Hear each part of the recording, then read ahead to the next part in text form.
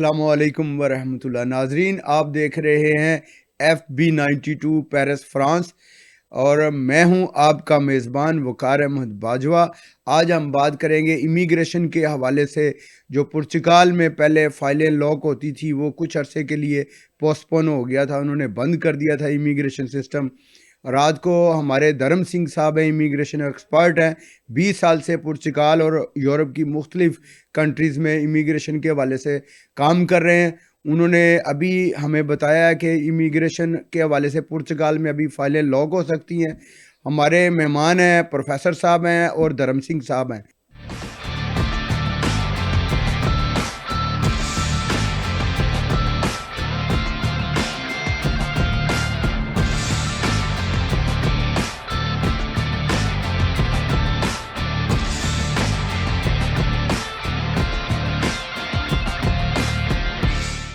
जी, आप देख रहे हैं FB92। जैसा कि आपको पता है कि इमिग्रेशन के हवाले से हम बात करने वाले हैं और हमारे साथ मौजूद हैं प्रोफेसर साहब मुख्तार गोंदल साहब। मुख्तार साहब अस्सलाम वालेकुम। वालेकुम अस्सलाम मुख्तार साहब, अभी हाल ही में देखा है कि कल रात से धर्म सिंह साहब हैं, इमिग्रेशन एक्सपर्ट हैं, उन्होंने अभी एक ब्रेकिंग न्यूज़ दी है कि पुर्तगाल में दोबारा फ़ाइलें लॉक होंगी 88.9 और 88 के तहत जो फाइलें लॉक होती हैं, गैर कानूनी लोग तारकीन वतन जी। जो उधर मौजूद हैं उनको लीगल पेपर मिलते हैं और ये प्रोसेस दोबारा स्टार्ट होगा। तो इससे आप नहीं समझते कि बहुत सारे लोग जो अभी पुर्तगाल में हैं या यूरोप में हैं उनको एक बहुत अच्छी अपॉर्चुनिटी मिली है कि वो अपने मुस्तकबिल के लिए मंजिलें आसान हैं और तय कर सकते हैं इस सफ़र को। प्लीज़ बताइए। बिस्मिल्लाहिर्रहमानिर्रहीम। बाजवा साहब, ये तो हमारे लिए एक ब्रेकिंग न्यूज़ ही है। जिस तरह से आपने भी सुना है, मैंने भी इसी वक्त धर्म सिंह साहब से सुना है। जी जी तो ये बड़ी अच्छी खबर है, क्योंकि बहुत सारे तारकीन वतन बड़े परेशान हैं। जी और ये फैलें जो सारी बंद हो गया था ये सिस्टम, उस वजह से बहुत ज़्यादा परेशानी थी नए लोगों को। तो ये तो बड़ी अच्छी खबर है। तो अल्लाह करे कि उनके कुछ जो सारे हैं पेपर वाला मामला सीधा हो जाए। बाकी ये भी है कि कुछ लोगों ने पहले फिंगर्स दिए हुए हैं, तो काफ़ी अरसा हो गया है, उनके भी कार्ड जो सारे इस वक्त तक नहीं आ रहे हैं। कई लोग मायूस बैठे हैं। और ख़ासकर वो एक सेंटर है कि जिसे महात्मा गांधी सेंटर कहते हैं, वहाँ के लोगों के काफ़ी लोगों के जो सारे हैं वो कार्ड नहीं अवेलेबल हो रहे। तो हम ये धर्म सिंह साहब से ही पूछेंगे, क्योंकि वो हमारे लिए एक लहर के तौर पर हैं, तो वो ज़रूर हमें आगाह करेंगे। जी धर्म सिंह साहब, ये प्रोफेसर साहब भी कहते हैं कि आपसे ही पूछा जाए और प्रोफेसर साहब के सवालात हैं, आप प्लीज़ रहनुमाई फरमाएं। कि पहले तो जी। आपने एक ब्रेकिंग न्यूज़ बड़ी अच्छी दी, आप बताइए इसके हवाले से। तो आज जी। फिर आप हमारे नाजरीन को ये भी बताइए कि जिनके महात्मा गांधी सेंटर में फिंगर हुए हैं तो कब तक एक्सपेक्टेड है कि उनको कार्ड मिलेंगे। और पुर्तगाल में जितने अथेंटिक आप बात करते हैं, आपने इस पुर्तगाल को क्या पूरे यूरोप को आपके बेरोज़ हैं इमिग्रेशन के हवाले से आप जो काम कर रहे हैं, मैं नहीं समझता कि कोई और अदारा इतना मजबूत काम कर रहा है। और आप ब्रेकिंग न्यूज़ है आपकी तरफ से कि फ़ाइलें लॉक हो सकती हैं, लीगली आप प्रोसेस उनका स्टार्ट हो सकता है ये पुर्तगाल में भी बहुत सारे लोगों को नहीं पता होगा। ये आपकी तरफ से एक ब्रेकिंग न्यूज़ होगी, तो प्लीज़ रहनुमाई जी। फरमाइए। वालेकुम सलाम बाजवा साहब एंड प्रोफेसर साहब, नमस्कार, सत श्री अकाल। सबसे पहले तो मैं थैंक्स करूंगा कि आप जैसा चैनल जो कि फ्रांस यूरोप के अंदर में लोगों को आगाज़ करता है, लोगों को इन्फॉर्मेशन देता है। आपके चैनल के ज़रिए तमाम लोग इन्फॉर्मेशन जानते हैं और अलग अलग माहिर आते हैं। मेरे अलावा भी बहुत माहिर मैं देखता हूँ आपके चैनल पे आते हैं, आने के बाद लोगों को वो इन्फॉर्मेशन मुहैया करवाते हैं। ये एक बड़ा उपराला है और धन्यवाद आप के पात्र हैं। आप लोगों के लिए अप्रिशिएशन वाली बात है ये, तो थैंक यू। और जहां तक बात रही ब्रेकिंग न्यूज़ की, जो पोर्चुगाल के पेपर थे, जो फाइल लॉक का सिस्टम गवर्नमेंट ने बंद किया था, हम उसका जवाब मैं प्रोफेसर साहब को और आपको या अवाम जो देख रही है आपके चैनल को बताना चाहूंगा। तो डेफिनेटली ये ब्रेकिंग न्यूज है, लेकिन इसको थोड़ा मैं लेबोरेट भी करूंगा, एक्सप्लेन भी करूंगा कि ये प्रोग्राम जो रीओपन किया गया है, किन लोगों के लिए ओपन किया गया है, या क्या रिक्वायरमेंट्स हैं। अगर आपने फिर से अपने फाइल लॉक करनी है तो क्या मैंडेटरी पैरामीटर्स आपको फुलफिल करने पड़ेंगे, किन किन चीजों को आपको लेना पड़ेगा। किन किन चीजों के डॉक्यूमेंट्स कौन से देने पड़ेंगे। सबसे पहले तो मैं बताऊं कि कल रात 25 जनवरी 12 बजे से पहले 2025 को गवर्नमेंट ने एक बार फिर से अनाउंस किया है कि जो फाइल लॉक का प्रोसीजर उन्होंने 2024 जून में 3 जून को क्लोज किया था, वो फिर से रीओपन करने का डिसीजन लिया है।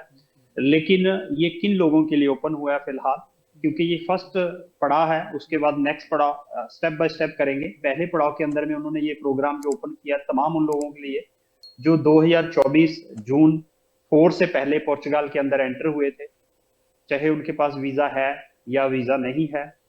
उन्होंने पोर्चुगल के अंदर एंटर होके अपना फिनांस नंबर या सोशल सिक्योरिटी नंबर 3 जून यानी कि 3 जून 2024 से पहले बना लिया था। तमाम वो सभी लोग फर्स्ट पड़ाव के अंदर में अपने जो पेपर है सबमिट कर सकते हैं, लॉक कर सकते हैं। अब उनको कंसीडर किया जाएगा रेजिडेंसी के लिए। लेकिन इसके साथ मैं ये भी बताता चलूं आपको कि इसके पैरामीटर्स क्या हैं, रेजिडेंसी कार्ड किनको मिलेगा। पहले तो आपने अपना मैन्युफेस्टो क्रिएट कर लिया, फॉर एग्जांपल आपने अपनी रिक्वेस्ट दे दी कि मैं 3 जून 2024 से पहले पोर्चुगल में रह रहा हूं और मेरे पास सोशल सिक्योरिटी नंबर भी है और मेरे पास फिनांस नंबर भी है, तो आप एलिजिबल हो जाते हैं इस मैन्युफेस्टो के अंदर में सबमिट करने के लिए, फाइल यानी कि एप्लीकेशन लगाने के लिए एलिजिबिलिटी आपकी बन जाती है।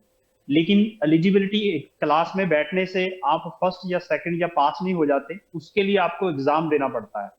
तो अब नेक्स्ट लेवल है कि आप जब ये एग्जाम में एलिजिबल होगे, आप फाइल सबमिट करने के लिए, लॉक करने के लिए एलिजिबल होगे, लेकिन आपको रेजिडेंसी कैसे मिलेगी इसमें, तो उन्होंने कुछ कंडीशंस रखी हैं। पहले कंडीशंस तो ये है कि जो आपका सोशल सिक्योरिटी नंबर है वो 2024 3 जून से पहले का बना होना चाहिए, बाद का नहीं होना चाहिए।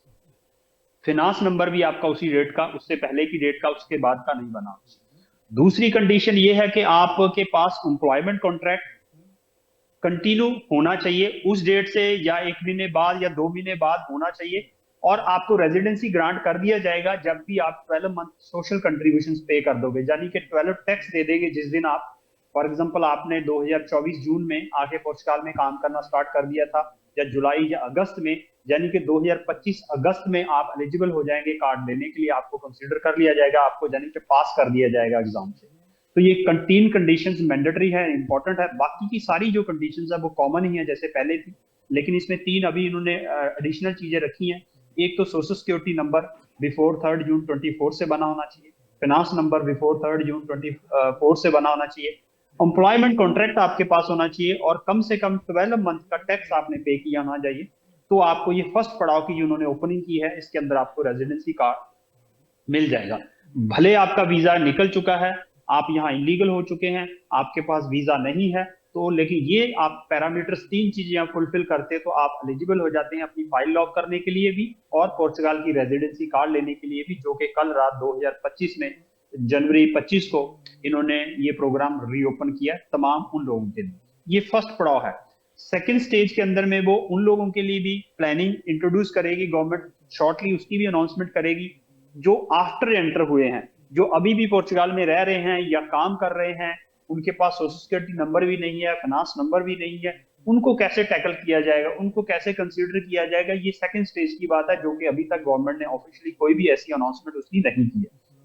अभी ये जो मैनिफेस्टो का ओपन हुआ है, सिर्फ उन लोगों के लिए ओपन हुआ है जो कि 3 जून 2024 पहले से पोर्चुगल के अंदर एंटर हुए हैं और अपने एविडेंसेस एंड प्रूफ देंगे, तो they are all eligible in order to apply, create the file lock, और further they are eligible to receive the residency card. Dharam Singh साहब, ये आप ये बताइए कि अब जो लोग इधर ऑलरेडी मौजूद हैं, वो फाइनेंस नंबर या सोशल सिक्योरिटी नंबर अगर बनाना चाहें और अगर आपसे कांटेक्ट करते हैं, तो क्या उनकी अभी मदद हो सकती है कि वो सोशल सिक्योरिटी और फाइनेंस नंबर अभी अपीयर हो के अभी बना सकते हैं इन डेटों में? उसका अदारा अभी ये बना रहा है या नहीं? जी, फाइनेंस नंबर जो है, फाइनेंस नंबर तो बना रहा है। फाइनेंस नंबर बनाने में कोई भी किसी भी तरह की प्रॉब्लम नहीं है। आप आज भी अगर आप रिक्वेस्ट करते हो, फाइनेंस नंबर आपको विद इन 1 वीक एलोकेट हो जाता है, मिल जाएगा आपको। लेकिन जो सोशल सिक्योरिटी नंबर है उसके लिए कुछ गवर्नमेंट ने एडिशनल कंडीशंस लगाई हैं, वो भी मिल जाएगा, लेकिन उसके लिए कुछ एडिशनल कंडीशंस हैं। सोशल सिक्योरिटी नंबर लेने के लिए आपके पास पोर्चुगल का उन्होंने रेजिडेंसी की कंसीडर लगाई है कि पोर्चुगल में या तो आपके पास रेजिडेंसी कार्ड होना चाहिए या फिर आप 12 मंथ से पोर्चुगल में काम करते होने चाहिए। विदाउट सोशल सिक्योरिटी भी आपकी एलिजिबिलिटी क्रिएट कर दी हुई है। गवर्नमेंट ने ये भी साथ में अनाउंस किया है कि अगर आपके पास सोशल सिक्योरिटी नंबर नहीं भी है तो भी आप एलिजिबल हैं काम करने के लिए, एम्प्लॉयमेंट कॉन्ट्रैक्ट साइन कर सकते हैं और एम्प्लॉयर आपको कॉन्ट्रैक्ट दे सकता है, दोनों पार्टियां आपस में काम कर सकती हैं। ये गवर्नमेंट ने अनाउंस कर दिया हुआ है। लेकिन जिस दिन आपके 12 टैक्स की कंट्रीब्यूशन चली जाएगी उस दिन आपको सोशल सिक्योरिटी नंबर एलोकेट होगा। उससे पहले आप अभी फिलहाल की सिचुएशन में social security number government issue नहीं कर रही है।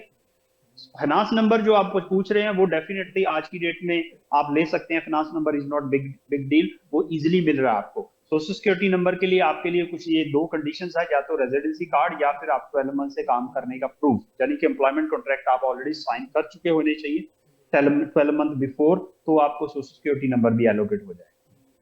तो इसका मतलब है कि सिक्योरिटी सोशल नंबर नहीं होगा तो आपकी एक्टिविटी ओपन नहीं हो सकती।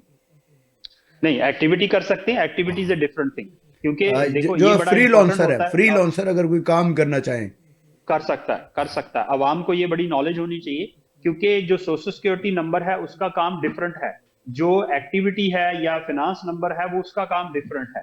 अब जब आप काम करते हो, पहले काम करेंगे तो ही सोशल सिक्योरिटी पे करेंगे ना आप, तो काम करने की परमिशन तो आपके पास ऑलरेडी है, आप एक्टिविटी भी ओपन कर सकते हैं एज ए फ्रीलांसर, आपके पास फाइनेंस नंबर भी है, आप मंथली रिसीवे भी जनरेट कर सकते हो, इनकम भी दिखा सकते हो। लेकिन उसके फलस्वरूप आपको अभी टैक्स पे करना है, जिसको टैक्स अवाम बोलती है। टैक्स तो अलग चीज है, लेकिन सोशल सिक्योरिटी पे करनी है आपने। सोशल सिक्योरिटी नहीं पे कर सकते आप, क्योंकि आप फर्स्ट ईयर वैसे ही वॉलंटरी फ्री हो। आप जब नया बंदा आके पोर्चुगल में फ्रीलांसर एक्टिविटी ओपन करता है उसको फ्री होता है, एक साल के लिए वो नहीं भी पे करेगा तो कोई भी इमिग्रेशन या पोर्चुगल की कोई भी गवर्नमेंट ना तो उसके ऊपर कोई एक्ट कर सकती है, ना ही उसका कोई काम रोक सकती है। अगर उसने रेजिडेंसी उस बेस पे क्लेम करनी है, for example as a student है, स्टूडेंट के पास में एक्टिविटी भी है, फाइनेंस नंबर भी है और वो काम भी कर रहा है, मंथली इनकम भी जनरेट कर रहा है, वो एग्जम्प्ट है इन चीजों से। ऐसे ही आप काम कर सकते हैं, आपकी एलिजिबिलिटी बनती है, लेकिन आप जो सोशल सिक्योरिटी कंट्रीब्यूशन है वो नहीं पे कर पाएंगे, क्योंकि आपके पास सोशल सिक्योरिटी नंबर नहीं है, और वो आपको देने की जरूरत भी नहीं होती, फर्स्ट ईयर वैसे ही फ्री होता है। अगर आप नहीं भी देंगे तो इसका कोई भी नेगेटिव इंपैक्ट आपके प्रोसेस के ऊपर या रेजिडेंसी के ऊपर, किसी भी दूसरे प्रोसेस में आप रेजिडेंसी ले रहे हो वो नहीं होगा। अगर वो ऑब्जर्वेशन लगाते हैं तो आपके पास में बहुत ही रिटर्न गवर्नमेंट की स्टेटमेंट है कि आप को सोशल सिक्योरिटी नंबर तभी एलोकेट किया जाएगा जब रेजिडेंस होगा, रेजिडेंसी कार्ड मिलेगा। तो इसलिए आईमा जब आपको रेजिडेंसी कार्ड दे देगा तो आप सोशल सिक्योरिटी नंबर अवेल कर लेंगे। लेकिन उसमें ये भी एक ट्रिकी पॉइंट ये भी है कि आपका अप्लाई किया होना चाहिए। अगर आपने सोशल सिक्योरिटी नंबर अप्लाई ही नहीं किया, आप आईमा के पास चले गए बायोमेट्रिक करने के लिए, that will be the problem. आप ये भी प्रिज्यूम ना करें कि आपके बायोमेट्रिक नहीं होंगे, आईमा आपको रिफ्यूज नहीं कर सकता बायोमेट्रिक करने के लिए किसी भी दूसरे, अगर आर्टिकल में जा रहे हो, आप स्टूडेंट जा रहे हो, फैमिली वाले में जा रहे हो, इवन आपके पास सोशल सिक्योरिटी नंबर नहीं है, आईमा आपके बायोमेट्रिक करेगा, आपको फालता या ऑब्जर्वेशन दे सकता है, लेकिन उसके फलस्वरूप उसकी जस्टिफिकेशन है, क्योंकि गवर्नमेंट ने बोला है कि अगर आप रेजिडेंसी कार्ड लेके आएंगे तो हम आपको इमीडिएटली सोशल सिक्योरिटी नंबर दे देंगे। आपने अप्लाई किया होना चाहिए और गवर्नमेंट का स्टेट प्रूफ होना चाहिए कि आपको जो रिप्लाई ऑब्जर्वेशन लगा के भेजी हुई है सोशल सिक्योरिटी डिपार्टमेंट ने कि मेरे को रेजिडेंसी कार्ड दें और मैं अपना सोशल सिक्योरिटी नंबर ले लूं, क्योंकि मैंने अप्लाई किया हुआ है। तो इस सिचुएशंस में सोशल सिक्योरिटी नंबर मिलेगा रेजिडेंसी कार्ड आने के बाद आपको, और आईमा आपका कोई भी काम प्रोसेस सोशल सिक्योरिटी नंबर ना होने के कारण नहीं रुक सकता, वो कीप कंटिन्यू, वो चलता रहेगा आपका सारा प्रोसेस। ये धर्म सिंह साहब, ये प्रोफेसर साहब भी कहते हैं कि कुछ इन्होंने कुछ सवाल भी करना है और कुछ ये नाजरीन को बताना भी चाहेंगे। जी प्रोफेसर साहब हुक्म कीजिए। जी, ये तो फाइल लाइक के हवाले से तो उन्होंने वजाहत कर दी है। बाकी वाला सवाल मैंने पहले भी पूछा है, भी जिन लोगों के फिंगर्स हो चुके हैं उनके कार्ड नहीं इशू हो रहे, तो वो मामला हमें ज़रा ना वाजे करके बता दें, मेहरबानी हो। जी प्रोफेसर साहब, उसमें ऐसा है कि जो आप बता रहे हैं कि कार्ड नहीं इशू हो रहे, कार्ड की इशू होने की स्पीड थोड़ी स्लो है, कार्ड उन्होंने ऑलरेडी स्टार्ट कर दिए हुए हैं, क्योंकि जो महात्मा गांधी वाला सेंटर है वो सितंबर 2024 में फर्स्ट टाइम इंट्रोड्यूस हुआ था, और सितंबर के ऑलमोस्ट 70% जिन्होंने सितंबर में बायोमेट्रिक किए थे महात्मा गांधी में, 60-70% सितंबर मंथ के कार्ड वो रिलीज कर चुके हैं। 30% कार्ड अभी पेंडिंग है सितंबर के। जैसे सितंबर का लॉट कंप्लीट होता है जिनके बायोमेट्रिक हुए थे, उसके बाद में अक्टूबर एंड नवंबर। दूसरा इसमें सबसे मेजर प्रॉब्लम और भी है, ये प्रॉब्लम आईमा की ओर से नहीं है जी, हमारी कम्युनिटी की प्रॉब्लम है या ये इमिग्रेंट की प्रॉब्लम है। वो क्या है जब सितंबर में या अक्टूबर में या नवंबर में बायोमेट्रिक करने गए थे महात्मा गांधी में, 70-80% लोग इनकम्प्लीट डॉक्यूमेंट के साथ गए थे। कोई भी बंदा ऐसा नहीं था, 70% लोग ऐसे थे जिनके पास कंप्लीट डॉक्यूमेंट ही नहीं थे। किसी के पास प्रेजेंट जॉब कॉन्ट्रैक्ट नहीं था, किसी के पास में उसकी कंट्री का क्रिमिनल रिकॉर्ड नहीं था, किसी के पास एड्रेस नहीं था पुर्तगाल का, किसी के पास कंप्लीट टैक्सेशन की सिचुएशंस रेगुलर नहीं थी। तो इस तरह की ऑब्जर्वेशंस थी हर इंडिविजुअल के केस में, जो कि 70-80% लोग ऐसे जाके बायोमेट्रिक करके आए। तो डेफिनेटली अब उन लोगों को ऑब्जर्वेशन आई है, 30% लोगों को फॉर एग्जांपल कार्ड इशू किए, जितने लोगों ने सही करेक्ट डॉक्यूमेंट दिए थे उनको कार्ड इशू हो चुके हैं ऑलरेडी। जिन लोगों ने नहीं करेक्ट दिए थे उनको भी मेल आ चुकी है, इस चीज की मेल आ चुकी है कि आप अपने फालते सबमिट करें, आप अपनी ऑब्जर्वेशन सबमिट करें। जब तक आप वो ऑब्जर्वेशन क्लियर नहीं करेंगे तो आपको कार्ड रिलीज नहीं होगा। मात्र कुछ परसेंटेज लोग हैं जिनके फालते आए नहीं, अभी तक उन्होंने भेजे नहीं, हालांकि उनके केस के अंदर में भी कोई ना कोई शॉर्टेज है, लेकिन वो ऑब्जर्वेशन नहीं उनको दी अभी तक उन्होंने। खुद भी उनको कार्ड रिलीज कर देंगे या उनको भी कुछ आने वाले समय में जो है ऑब्जर्वेशन आ जाएगी। जब वो अपनी ऑब्जर्वेशन सबमिट करेंगे तो उनको कार्ड जो है रिलीज कर दिए जाएंगे। तो सरदार तो इस तरह साहब, से एक सवाल आपसे और भी है कि जी एक आदमी है, उसको रेजिडेंसी कार्ड मिल गया है, तो उसका भाई या उसका बाप जौन सारा है, हकीकत में जौन सारा उसका रिश्तेदार है, भाई है, बहन है, या बाप है, या वालदा है, तो उसने अप्लाई करना हो तो उसके लिए क्या उतने ही टैक्स देने पड़ते हैं या कि कोई कंसेशन है? ये भी क्लियर कीजिए हाँ, कि ये भी वो क्लियर। ऑलरेडी यूरोप में मौजूद हैं। हाँ, मतलब अगर आप समझें कि पुर्तगाल का कार्ड मिला है और उनके जो वालिद हैं या हाँ, उनके ये भाई हैं या उनकी वो ऑलरेडी वाइफ उधर है, मौजूद वो है। फ्रांस में या इधर कहीं दूसरे यूरोप कंट्री में इलीगल गैर कानूनी रह रहे हैं, तो उनको वो हाँ जी कैसे? जी जी सर, बाजवा साहब, मैं आपके क्वेश्चन का जवाब दूंगा, बड़ा क्लियर है इसमें, क्योंकि जिसको रेजिडेंसी कार्ड मिल चुका ऑलरेडी पुर्तगाल का, वो डेफिनेटली पहले तो ये बताऊंगा कि वो अपने फैमिली मेंबर्स को बुला सकता है, लेकिन इसमें मैं ये भी बताऊंगा कि कौन कौन से फैमिली मेंबर को वो कवर कर सकता है, अपने अपने बेस पे बुला सकता है। दूसरी स्टेज में मैं आपको फिर ये बताऊंगा कि उसको कितनी इनकम दिखानी पड़ेगी, टैक्स कितने चाहिए इन फैमिली मेंबर को कवर करने के लिए। पहले तो बताऊं कि किन को बुला सकता है, जो कि इजी है, जैसे कि उसके स्पाउस है, उसके चिल्ड्रंस है, उसके पेरेंट्स हैं। इन तीन कैटेगरी के तीन रिलेशंस को तो वो इमीडिएटली बुला सकता है। उसमें कोई रिस्ट्रिक्शंस नहीं है, कोई भी बाउंडेशंस नहीं है, कोई एक्स्ट्रा कंडीशन नहीं है, रेगुलर डॉक्यूमेंट के साथ उनको बुला सकता है। उसके बच्चे हैं, उसका स्पाउस है या उसके पेरेंट्स है अबव 65 ईयर। लेकिन बीच में अगर उसकी सिस्टर है या उसका ब्रदर है, वो केस में एडिशनल कंडीशंस लगती हैं।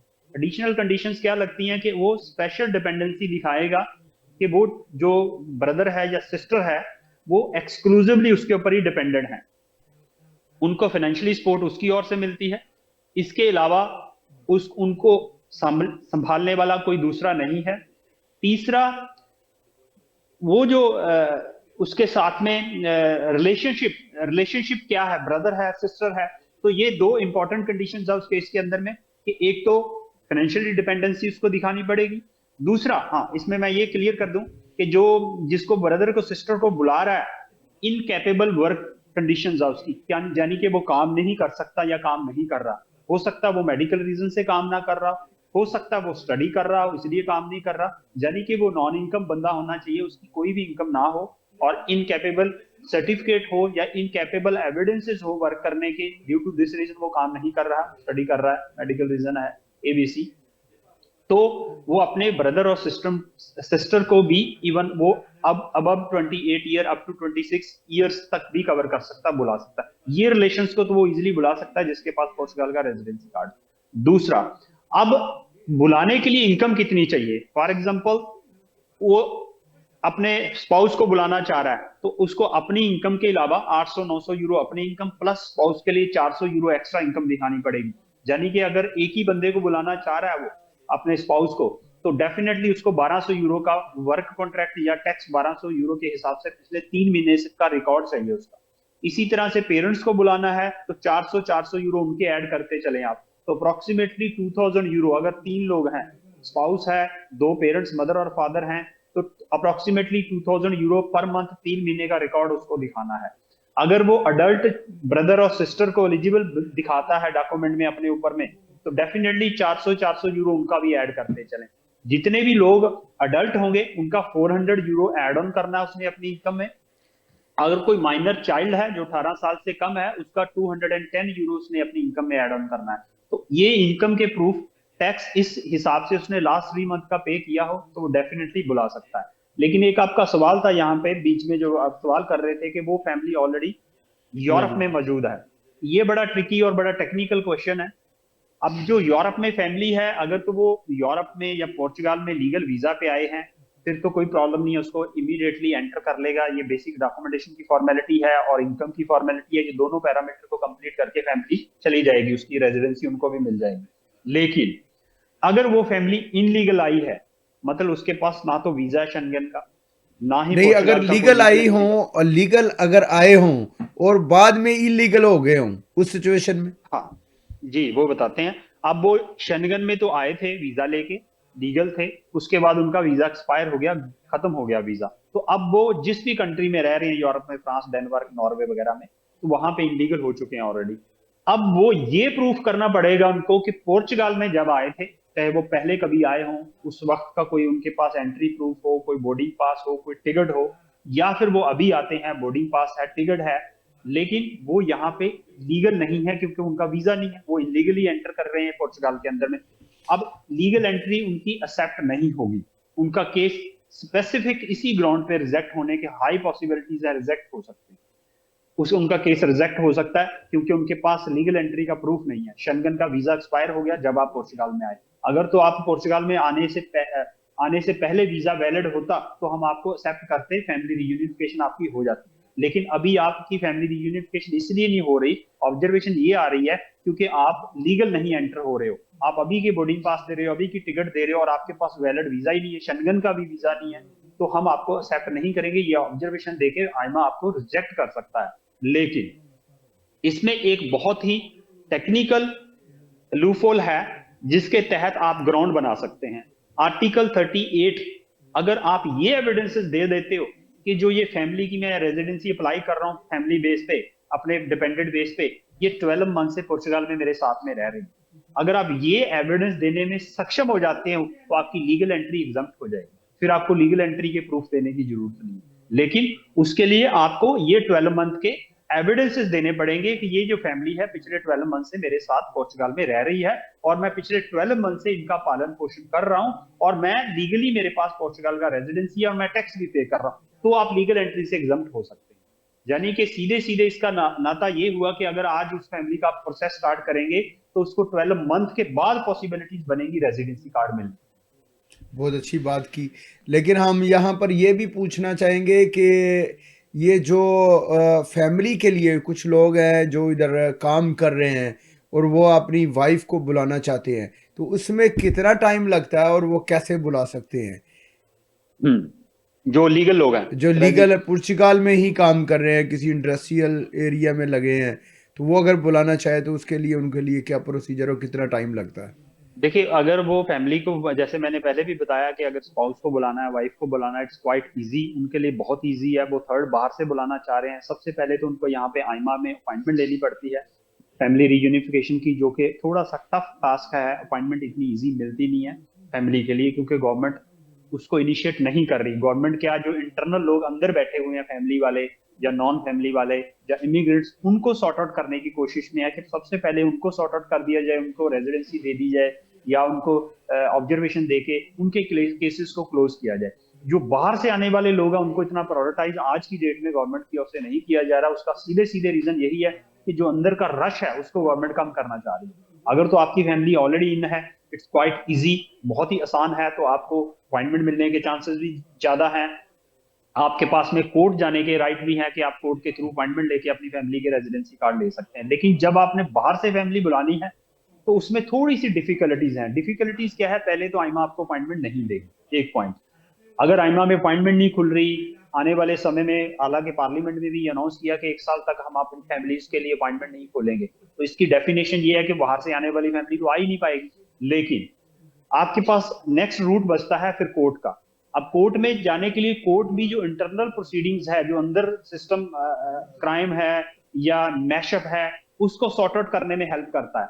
अब जब आपने बाहर से बुलाना है, डेफिनेटली एक फैमिली मेंबर इन है, दूसरा फैमिली मेंबर बाहर है, तो उसको आपको एक्स्ट्रा प्रूफ देने पड़ेंगे, कोर्ट को सेटिस्फाइड करना पड़ेगा कि why you need your wife here with you have a problem of income, कि तुम्हें आपको प्रॉब्लम है, आप उसको पैसे नहीं भेज सकते हो क्योंकि मेरी यहाँ इनकम कम है पोर्चुगाल में, एक घर मैंने किराए पे यहाँ ले रखा है, मेरी वाइफ अलग से भाड़ा दे रही है वहां पे, उसके पास वहां जॉब भी नहीं है, तो उसको मेरे को मंथली पैसे भेजने पड़ते हैं, भाड़ा भेजना पड़ता है।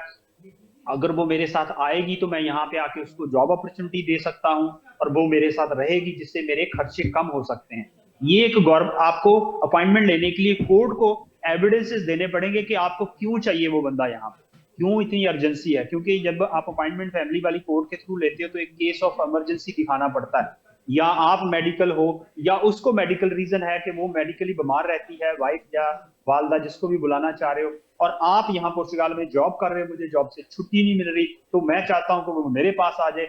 ऐसे एविडेंसेस देके, ऐसी प्ली देके आप कोर्ट से अप्रूव करा सकते हो अपनी अपॉइंटमेंट फैमिली के लिए आज की डेट में, क्योंकि रेगुलर अपॉइंटमेंट्स नहीं मिल रही हैं। Regular appointments takes long time, लेकिन अगर आपके पास ये एविडेंसेस है अर्जेंसी का फैमिली को बुलाने के लिए बाहर से, then you have only choice कि आप कोर्ट में जाएं और एविडेंसेस दें, फैमिली को बुला सकते हैं।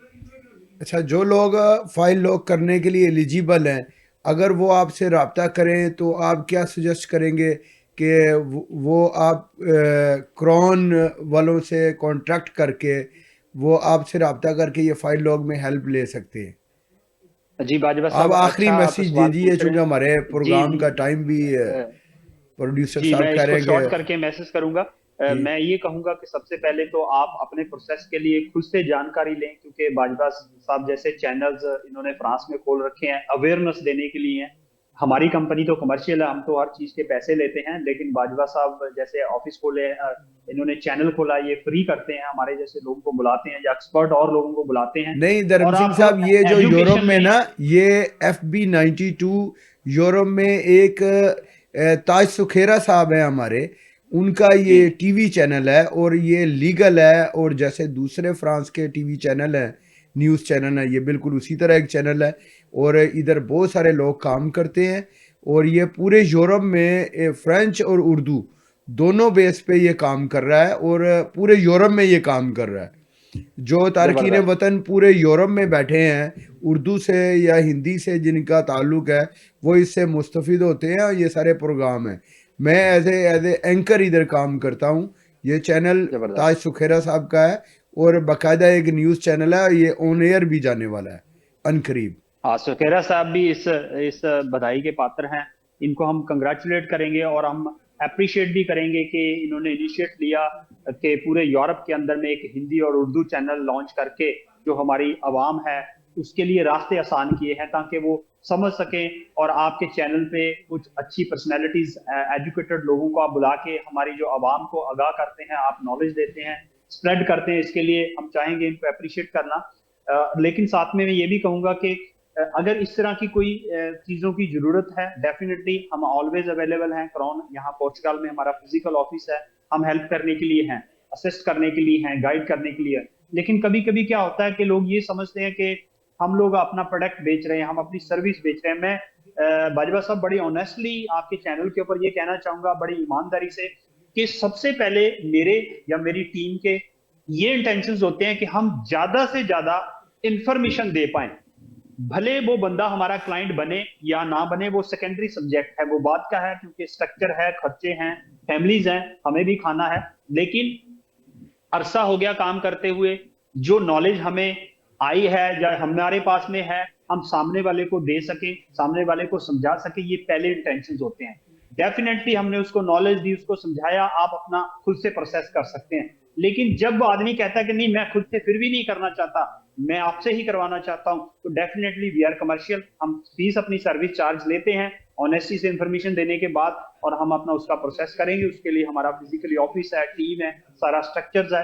हम अपने क्लाइंट्स को या अवाम जहां पे भी बैठी है यूरोप में, उनको पोर्चुगल के अंदर में किसी भी तरह का, not only the immigration matters, business matter, education matter, family matters, critical matters, criminal matters, बहुत से ऐसे सिचुएशंस हैं जिसके लिए हमारी टीम ऑलवेज वर्क करती है, और नए नए कोऑर्डिनेशंस या नई नई एसोसिएशंस करती है, प्रोटोकॉल्स करती है यहाँ पोर्चुगीज गवर्नमेंट प्राइवेट एजेंसीज के साथ, जिससे कि हम अपनी आवाम को जो फैसिलिटी है ये पहुंचा सकें। तो मैं धन्यवाद करता हूं। धन्यवाद आपका सरदार जी, बहुत बहुत शुक्रिया। तो ये तो साफ ज़ाहिर है कि जब आपसे मशवरा लेते हैं तो आप बधाई के काबिल हैं, यहाँ पे हाज़िर हो के हमें बेहतरीन मशवरे देते हैं। फिर जो सारा दुकान पे जाता है तो उसने तो सौदा लेना है, तो कीमतन लेना है, तो मशवरे के तो मैं आपका बहुत बहुत धन्यवाद, शुक्रिया जी। नहीं, ये बहुत धन्यवाद। अच्छी बात की आपने कि अवेयरनेस तो आप ऑलरेडी टीवी प्रोग्राम, इतना बड़ा चैनल है यूरोप का, उस पे आपने आके इमिग्रेशन के हवाले से बताया, ब्रेकिंग न्यूज़ के हवाले से बताया और अवेयरनेस बताई, और बहुत सारे इमिग्रेशन जो हल हैं सिचुएशन के हिसाब से वो भी आवाम के सामने रखे। तो कौन ऐसा बंदा है जो आपसे काम नहीं करवाएगा? लोग प्रेफर करते हैं कि यार ये एक मजबूत 20 साल से काम कर रहे हैं, ये आर्टिकल को भी बहुत समझते हैं, अच्छे तरीके से काम करेंगे, तो कोई बात नहीं, इनसे बजाय एक एजेंट है वो कर रहा है, उसको एक ही लाइन पता है। जैसे आपने बड़ी अच्छी बात की थी कि 88 89 का ही लोगों को पता है, आर्टिकल तो हज़ारों हैं, तो लोगों को इस चीज़ का नहीं पता। तो पहले ही वाली बातें आपने लोगों को बहुत सारा आपकी दुआओं से पोर्चुगल के अंदर में 250 कंपनियों ने पार्टिसिपेट किया था। एक क्वालिटी अवार्ड होता है यहाँ पे हर साल, जिसमें क्रॉन प्रोफेशनल ट्रेनिंग इंस्टीट्यूट यानी कि हमारी कंपनी को भी इनवाइट किया गया। पहले नॉमिनेशन की गई, उसके बाद में उन्होंने लगभग 1000 क्लाइंट का हमारा डेटा दिया हमारे से, ईमेल एंड फोन नंबर। उसके बाद लगभग 3 महीने उन्होंने काम किया उसके ऊपर में, रिसर्च की कि ये कैसी सर्विसेज देते हैं लोगों को। उसके बाद में तकरीबन लास्ट मंथ हमारी कंपनी को ये अवार्ड मिला है, जो आपके चैनल के माध्यम से मैं दिखाना चाहूंगा। पोर्चुगल की quality award, service quality award, बहुत अच्छे, बहुत खूब कंपनियों ने पार्टिसिपेट किया था, तो हमारी कंपनी को भी दिया गया। लेकिन मैं इसमें सारे जो अवाम है उनका धन्यवाद करना चाहूंगा, क्लाइंट्स का जिन्होंने हमें सपोर्ट की, हमारे लिए अच्छे व्यूज दिए, उस एजेंसी को जिन्होंने इन्वेस्टिगेशन की थी, और आज हमें वो अवार्ड मिला। उसके लिए मैं धन्यवाद आपके चैनल का भी करूंगा, और अवाम वो जो आपके चैनल के जरिए हमें देख रही है। बहुत अच्छा धर्म सिंह साहब। अब चूंकि हमारे पास टाइम कम है, आपकी बातें नाजरीन के लिए बहुत इम्पोर्टेंट हैं, लेकिन हम ये नेक्स्ट वीक रखेंगे कि इस मौजू को आगे लेकर चलें, और जो मसाइल अब पैदा होने वाले हैं या जिनका सलूशन है हमारे पास, उस पर डिस्कस करेंगे इमिग्रेशन के हवाले से। तो धर्म सिंह साहब, बहुत शुक्रिया, आप तशरीफ़ लाए, अपने कीमती वक्त से आपने हमारे लिए टाइम निकाला, आपके हम मशकूर हैं, बहुत शुक्रिया। Thank you very much. और प्रोफेसर साहब, आपका भी बहुत शुक्रिया कि आप तशरीफ लाए, और धन्यवाद तो सरदार साहब का है जिन्होंने आगाही दी है, बस हम तो हाजिर ही नहीं, आपने भी कुछ सवालात उठाए जो आप समझते हैं कि हमारे आम तारकीन वतन का मजमूई सूरत हाल से ही ये सवाल होना चाहिए था, वो आपने उठाया, और उसका भी धर्म सिंह साहब ने जवाब दिया। बहुत शुक्रिया जनाब, इंशाल्लाह फिर किसी प्रोग्राम में हाज़िर होंगे। मेज़बान वक़ार अहमद बाजवा को इजाज़त दीजिए। शुक्रिया प्रोफेसर साहब। अस्सलामु अलैकुम वरहमतुल्लाह नाज़रीन।